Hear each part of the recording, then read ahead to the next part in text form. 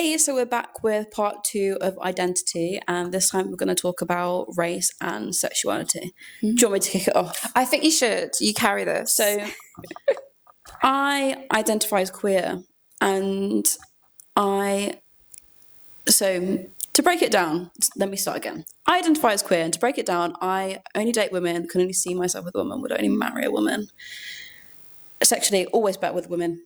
Mm-hmm. But I can still find men attractive, and I know lesbians who are like that, and I know bisexual women who are like that, and it feels odd to just pick one.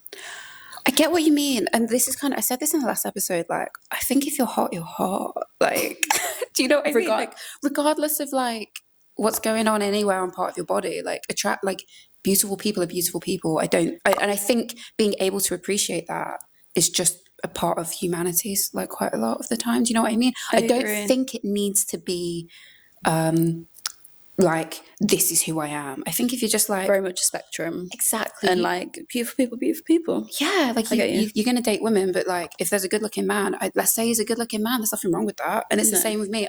I'm with a guy, but if there's a good looking girl, I'm gonna say there's a good looking girl. Yeah, I appreciate beauty. It's like, it's like a flower. I get what you mean.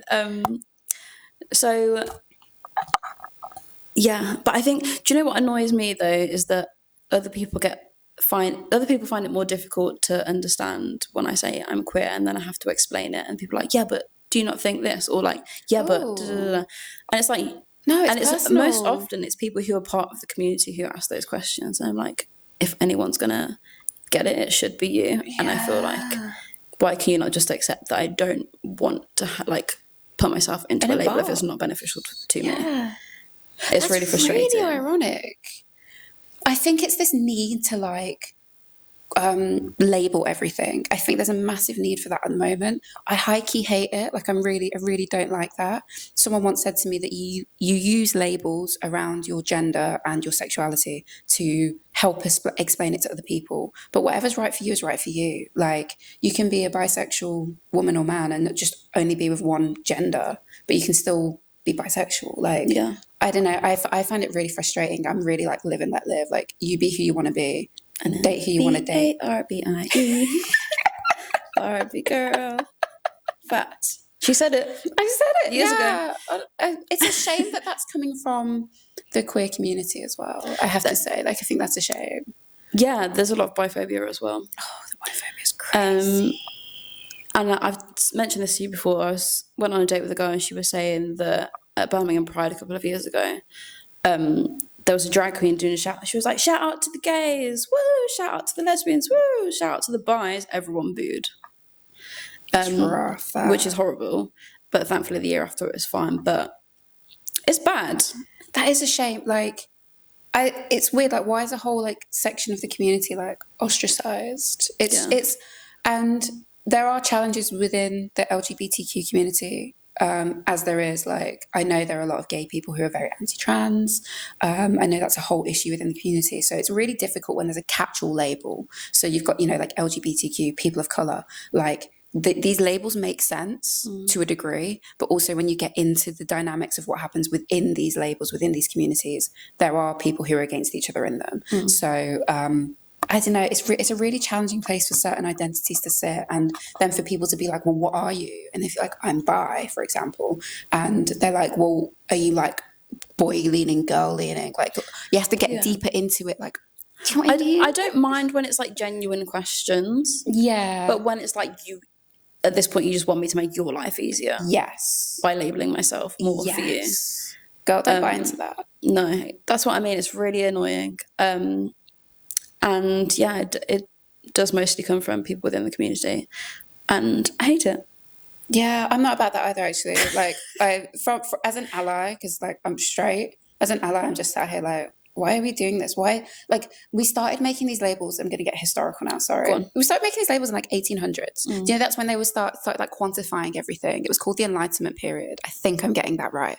And I actually hate this period of history because we've ended up in this place now where like black, white, like obviously all of these things are important, but at the same time, I think there's like too much emphasis on it sometimes, and it's a bit controversial to say, but I don't know. There's always a reason to label someone, is my point, and we can't just see the person for who they are. There has to be like this whole like Venn diagram of things around them, which make up who they are, but it also picks them apart. Exactly. It's a really like contradictory, oxymoronic area that you sit in, where it is important to know somebody's religion, but at the same time, that's not all who they are as well. If that makes sense.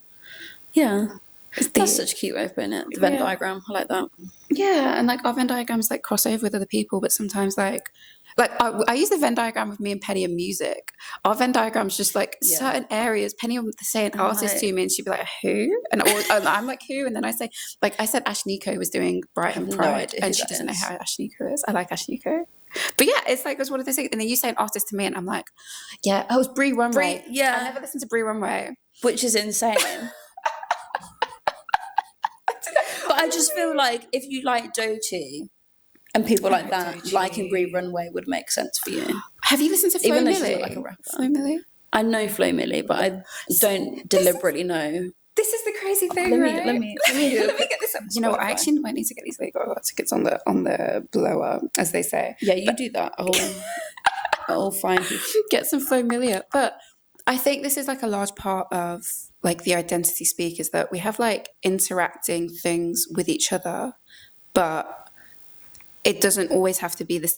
I think there's no like ideal person that you can vibe with in that way. Do you know what I mean? Like we get on really well, but there's so many facets of our life where we're just like you go out a lot, and I'm kind of like, I'll go out once a year, and I'll be like, ooh, get a little bit this, and I'm 1 o'clock, I'm going home. Do you know what I mean? Like I got in at 4:30 on Saturday morning. I went to sleep at 6 a.m. and woke up at 8:30 and then never went back to sleep. Oh my God. Yeah. It was a wild night, by the way. Yeah, also, it wasn't even, right? We didn't even intend for it to be. It just was. It was just vibes. Yeah. Flo Milli, is that feeling myself? I'm conceited. Yeah. The trend. A bob. Yeah. But yeah, I was. Do you know what? When was the last time I went out? I went out this weekend, but before that, I can't remember. It may be like a month ago. I don't know. But I just love a night out. I can't help it. Yeah. I like the atmosphere. I think that's part of identity too, obviously, is like, I love a little dance. Being going out. I'm just not. I love a boogie. I like being in bed. That's my problem. I like going out because I like going home. Does that make sense? Like, I like just so that you can appreciate home more. So, yeah, like yesterday, for example, I was sat at home from like 3 o'clock to like the end of the evening. I was bored, and I was like, this is why I go out, is so I can appreciate being at home. No, I get that's that. a good thing or a bad thing. I'm such a home girl. No, I get that. But I also think a lot when it comes to like LGBTQ plus community, a lot of like the social aspect is surrounds going out and drinking. And now people are making an active effort to like bring it back and do sober events and stuff. That's good, I suppose. I suppose it's to be around your people and connect and get to know each other. Yeah, also I think a lot of people our age are now sober curious. Oh, yes. Yeah. More willing to experiment, I guess, and try things out, especially with like, I don't know, this is another thing, like, with TikTok and stuff where everything's like a self-diagnosis. And I think it's great in a certain way because it will make people realise, oh, actually, I do like women, or I do like men, or like whatever. I might not fit the hetero norm in some way, but the whole like self-diagnosis thing, I'm really like, which part of it? The ADHD. I think so, yeah, because there's so many things that I see where it's like, are you late? Have you ever been late to something? If I listened to all of those TikToks, I could diagnose myself with ample things. Yeah. Like so many different things. Same. Aside from the fact that I do genuinely think I'm slightly autistic. This is the thing, probably. But the thing that I get frustrated with is, there's people who are like, oh yeah, everyone's on the spectrum. It's like, no. Like, there's there's a big difference. There's like, everyone's on the spectrum, because there's a spectrum of not having a neurodivergence, and then that's maybe just things bothering you a little bit, and then like genuinely, it's not like, I don't know, like I saw one that was like women with ADHD, and I related to like 80% of what they were talking about, and I was kind of like, I don't think I have ADHD. Like, I would never go and get checked if I've got ADHD because I just don't think I have it, right? But I wouldn't think so. But I related to 80% of it, and I was kind of like, I honestly think it's just some of the issues that women go through. I don't know if it's necessarily to be with having ADHD as a woman. I think it's just sometimes being a woman. Yeah. Do you know what I mean? And this isn't to be like, if you've got ADHD as a woman, I'm not trying to say like you don't have it. I'm just saying I don't think using Instagram Reels or TikTok to diagnose yourself as healthy, but also the state of the NHS that we're dealing with at the moment. I understand why people are turning to these. Yeah. It's a really complex place to navigate if you have a neurodivergence at the moment. Yeah. And it's good it's being spoken about though at the same time. This is the thing, like 20 years ago, like having autism or ADHD, like I don't know where you find that out. Like it's seen as, do you know what I mean? So it's great to move forward. But I think people, we just need to like not overthink things basically. Yeah. Also, this isn't really a hot take. I think most people think this. If you are neurodivergent, I think it gives a reason for your behaviour, but not an excuse. Oh, we're gonna let that sit for a hot sec. No, but I agree. It's true. It is true. Like, it's not an excuse. Like, yeah. I have to say, I don't know if you've seen this recently. It's Sabrina Bria. I absolutely love Sabrina Bria. She was the one who was like, "Oh, Jessica's coming." I love that. Is she the one on TikTok? Yeah, blonde New York babe. She's I think I do know who you're talking about. I love that woman. She's so good.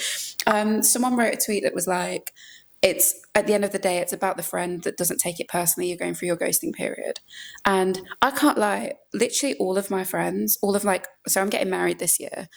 All of my bridesmaids, I mean, we went periods where we didn't talk to each other for like weeks, literal weeks. That's normal to me. That is normal. I love a low maintenance friendship. Me too. Because I know if anything happens, I can pick up the phone and you'll be like, when do you need me? It's not like constant, like, oh my gosh, how's things going? Yeah. And majority of my friends are like that. Same. And I really like it. I think it's a really healthy place for me to sit and just like, we don't need to be texting each other 24/7. And maybe it's maturing. I don't know. Because as a kid, you'd be like, oh my God, they didn't reply to my message this evening. They hate me. But I can't imagine not having friends in that space. I think for me, I think all of my friends are like that. But then I've got to the point now because none of my friends, I have a couple of friends who like are in Birmingham, whatever. But I find myself wanting friends who I can just call up and we can do something. Yeah. So I'm having to like find a balance with that again. Fair. But majority of my friends, low maintenance. Partially because they all live really far away from me. Fair, yeah. But it's always worked for me. Me too. Yeah. I think it's just like life is happening. Everyone's doing their own thing. Yeah. I'm constantly on my phone, but sometimes I don't want to have the social energy to text. And I think that's okay. I get frustrated when I'm dating people who are like that though. That's different. It feels deliberate. That is different. I agree, that's different. You're avoiding me for a reason. It's either you don't want to speak to me or you're doing it on purpose. Do you know what I mean? Like, different. I don't know if I believe these people who are like, I forgot to reply. I'm like, oh, so I'm not on your mind then? What do you mean? Yeah. But we can save this conversation for later. But yeah, we will. But do you know what I mean? On that. Yeah, I completely agree. We need to remember to talk about that. I'm like, oh, so I've not put myself in your brain quite enough for you to come back. Because I'm thinking about you. You're not thinking about me? Okay, I see. I don't think you're that busy. Like, come on now. No. Text. But we should probably get into being mixed race. Yeah. Because that's like... What's the time? We have like 15 to 20 minutes left on this episode, I think. So, being mixed, I identify as mixed all the time. You? This is like such an awkward place. So I say black because I like kind of made a name for myself off of being the first black woman to swim for Great Britain at Olympic Games, and I describe myself as the first black woman. And one thing I've said it, and no one's ever called me up on it, which means like obviously I'm a black woman. Clearly I'm passing. No, this is the thing, honestly, because I'm obviously mixed race. My dad's white, my mum's black, and sometimes I feel fraudulent in some way to claim black, but at the same time, I was seen as the black swimmer in swimming. In white spaces, I'm very black. Yeah, and I think this is where it came from. This is where I'm like, in black spaces, I would probably call myself mixed. And in white spaces, I would say I'm black with mixed heritage. Got you. So, and my point with that is I'm really hyper aware of the issues that black women, specifically fully black women, face. And I don't ever want to infringe on their opportunities to get to have their stories told, basically. I don't want everyone to be like, well, my black experience. Well, I do have my own black experience, but I'm very hyper aware that my black experience is very different because I'm also mixed. Does that make sense? So like, I think it's just being aware of being able to amplify black women's stories, but also being aware of the nuance that I have being mixed. Yeah, there are shared experiences, but there are different complexities. Exactly that. And we are going to talk about the very mixed, mixed issues, basically. That's who we are. Yeah, I can like speak about like we can relate. Yes, like I said, we can have those shared experiences. Yeah, but ultimately there are a lot. It's completely different. There's the standards that. Oh Jesus, yeah. Sorry, I'm trying not to speak about it, and then I'm speaking about it. So let's talk about being mixed.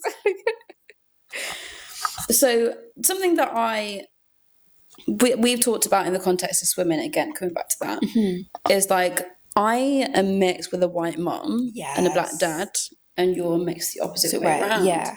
And we've spoken about how this potentially impacts on how we were perceived differently as women and how our parents were perceived differently as women. Aside from the fact that our moms specifically, have very different temperaments. Yes, fair.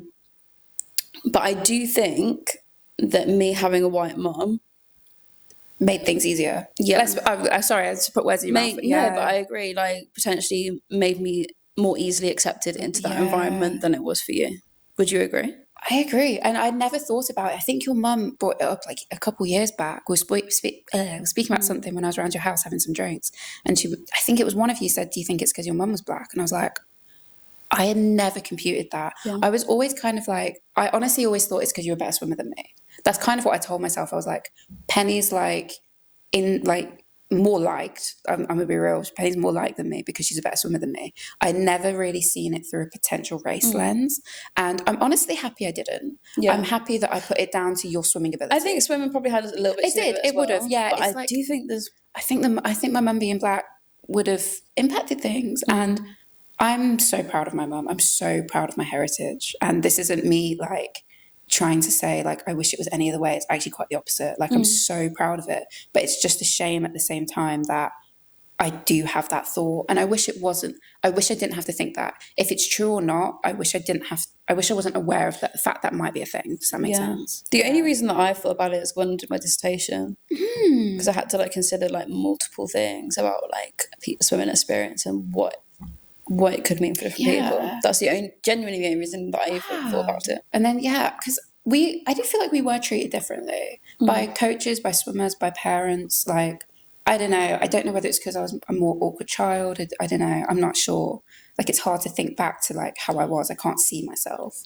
But, you know, my mum would be like basically the only black person in the audience a lot of the time. Often we had people come up to my mum and go like, oh my God, I didn't know Alice Deering looked like that. And we thought it's because I was like small, petite. This is when I was about like 9-10 years old. Genuinely didn't put two and two together that they saw a mixed race black girl behind the block and was then going up to the only black parent in the audience. Like where? Like, how? Like, didn't put two and two together, and they were going up to my mum being like, oh my God, we didn't think Alice Deering, very white British name, looked like that. I was going to say our names are both very white British. It doesn't allude to our race in any way. My middle name, I've got Nana for my middle name, like Ghanaian heritage, but it doesn't allude to... I've got a real colonizer name. So. Ellen, I do love my name. Yeah. But I do have a very white colonizer name. So, I mean, a lot of Caribbean people do. I was going to say, it's Jamaican. Like last names. Last names are very typical, though, for Caribbean, like Campbell, Brown. I was going to... Braithwaite? Is that like... Braithwaite, sorry. Yeah, it's quite... Yeah, it's Caribbean, yeah. Also, I was watching a podcast, or it was like an interview with someone not so long ago, and they were talking about... kind of like the differences between having white mum, black dad versus get into black mum, white dad. Yeah. And I find it so interesting. Like, by the way, I'm not saying that either of one of these is better than the other. I just think there's a big difference because I hate that trope. But so white mum, black dad, both of them got only one thing working against them when it comes to like society hierarchy. Black for the man and then woman for the white mom.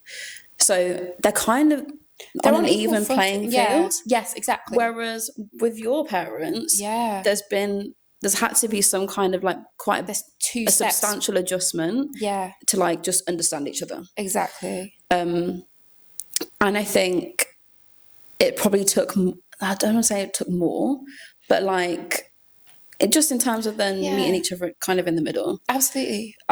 What I kind of know about those dynamics is typically it will be to do with class. With black women and white men, there's more of a class similarity in a sense, but my parents didn't really work like that because my dad came from a very working class background, like very, very working class background from Hull, and my mum came from a middle class family in Ghana. But maybe when you equate those two out, they might equal being the same kind of thing, because obviously a developed country like UK, a slightly less developed country like Ghana, it probably equals out of having like similar issues to face in life.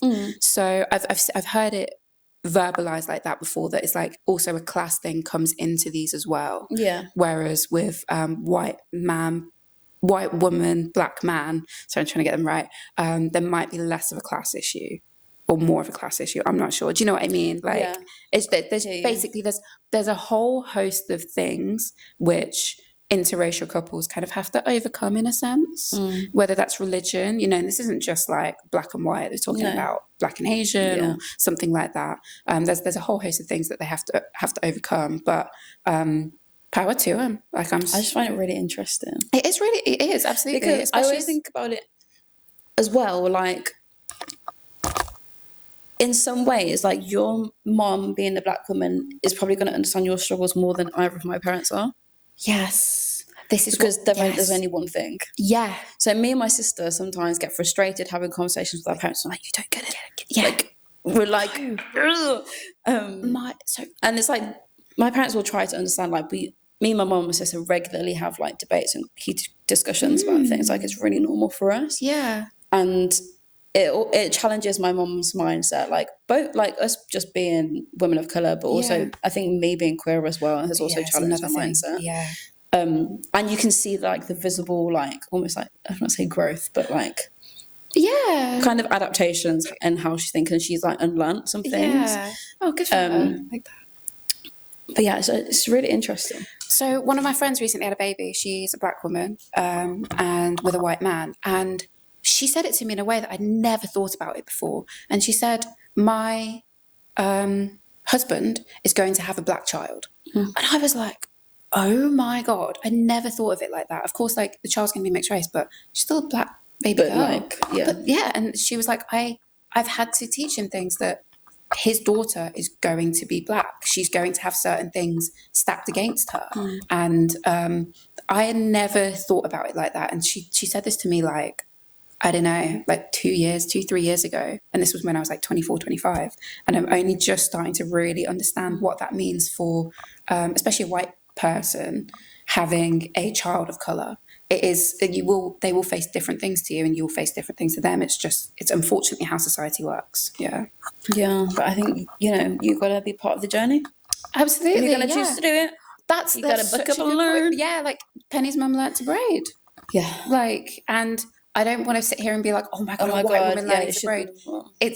Should be normal. It absolutely should be normal. Or like, there shouldn't be, if she can't braid, I mean, I can't braid. I'm not going to be able to, I'm going to be struggle as well. If I ever pop one out by some kind of immaculate conception. Get the IVF. But like, it should be like, if you're willing to be with someone like that, you should be willing to learn to look after your child. Because it's a big part of it. Yeah. The next episode is about hair, actually. It is. Should we just... I think we should call it. Yeah, let's call it. Okay. That's a really nice way to end the episode and go into the next one. I'm sorry, we're forgetting a whole section. We need to talk about what one thing we would change. Oh my God, yeah. Sorry, yeah. So at the end of each episode, we're going to speak about one thing that we would change about our identity in this case. So one thing we would change about the topic. In this case, it's identity. So, oh my gosh, I can't even remember what I said last time. I don't know either. I don't know. I know you said that you wouldn't change anything. Okay, I'm going to put myself on the spot. I think if I would change something about like my past, my identity, I would have appreciated where I was at more in my life. Maybe that is what you said. It might be, yeah. In terms of like, a lot of the time I hated swimming. A lot of the time I was wishing I was in another place. And now that I've stopped swimming, I'm very, very happy with my life. But it goes by in a blink of an eye. I did 18 years as a competitive athlete. It went by like that. And I wish at the time, as much as I was struggling, I don't want to invalidate my feelings at that time. I don't want to be like, oh, you should have just got on with it and enjoyed it more, because I was obviously unhappy at certain stages. But I wish I'd enjoyed the experience a bit more than I did. I get you. I think mine, if I knew, I would have just come out earlier. Yeah. Which is probably quite an obvious one. No, fair. But it's challenging with like homophobia. Let's be real. That's a real thing. Like getting called a lesbian at school was like an insult. Yeah. Let's be honest. How much time have we got left? Because I could talk about this. I think we got like 5 minutes if you want to get into it. Go. So, like, I truly believe in you can't be what you can't see. As well as just feeling that you're gay inside yourself, I also feel like you do need some kind of representation in order to like fully realise it. For me, growing up, most of the lesbians that I saw were masked. And people would mention like lesbian to me all the time, because I think partially because I did look like a boy until I was 14 and had cane rows and I was sporty, which by the way do not make you gay in any way. No, it's so stylish now to have cane rows and be sporty. Like it's come full circle. So I always had it thrown around. I was like, no, you're just doing this because I look like this, or like because I'm not boy obsessed. And I really could not have cared less about boys at school. Like I really couldn't. It felt forced. So I had it thrown around all the time, to the point where I would never, like, it would never even enter my world. Like I was so ridiculously compulsive heterosexuality vibes. Have you heard about that? No. It's really interesting. It's like because you're taught that you should be, that you kind of convince yourself that you are, and it takes a while for you to like unpack it, which is definitely what I went through. And I just kind of rejected it. Never actually considered that it might be true ever, until I was like, oh, so you can actually like look feminine and still like be interested in women. That's wild. Also, I was so conscious of the fact that I didn't want to be the masculine lesbian PE teacher, and for a while it was looking a bit you're on that track. Do you know what I mean? And I was so conscious of not wanting to be that I just like, I did not even consider that actually might be some truth to who I was at my core. But also, I've done a lot of looking in hindsight. I'm like, was that a crush, or was that just like me admiring a woman? And you know, people are like, well, who was your first female crush? I'm like, oh my god, it was Ricky from H2O.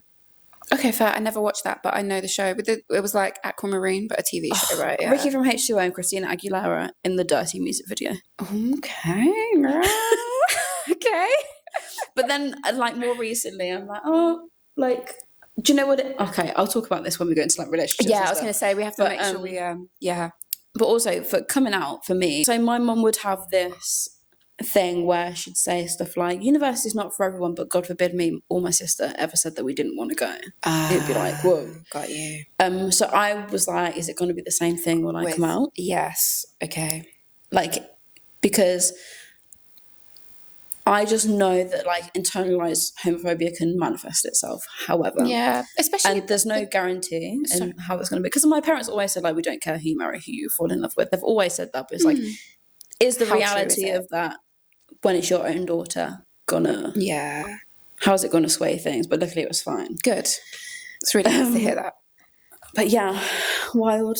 Wild. That'd be the one thing that I would change, would be coming out earlier if I knew. Yeah. And this is the thing, it's always tough when you're trying to change a part of your past. Like, you can only deal with what you've got, with the cards that you have in front of you at the time. Like, and we're young. We're like, I'm 28 in like a couple weeks. Penny's 28 in a few months. Like, we're still very young and we're still navigating all this stuff. But that frontal lobe has kicked in. I'm telling myself it has anyway. I think I'll get to 30 and I'll be like, nah, I was a baby back then. And I think people say that though, when you hit 30, you go through like a whole other. I feel like I've been through about 3 puberties by now. I honestly feel like I get an awakening like every 2 years where I'm just like, what were you doing? But I'm always going to appreciate where I'm at the present. And I think you should always look back and appreciate you're just dealing with what you're dealing with. And you can only give your younger self love, if that makes sense. Yeah. 100p. Anyway. Okay. Thank you for watching. Yeah. Okay. This ends like the 2-part. We're not going to normally do 2 parts, but identity and how we got here is so big. It's a big thing to talk about. So we're going to end this here. Thank you for watching. Thank you guys for watching. See you in the next one. Bye.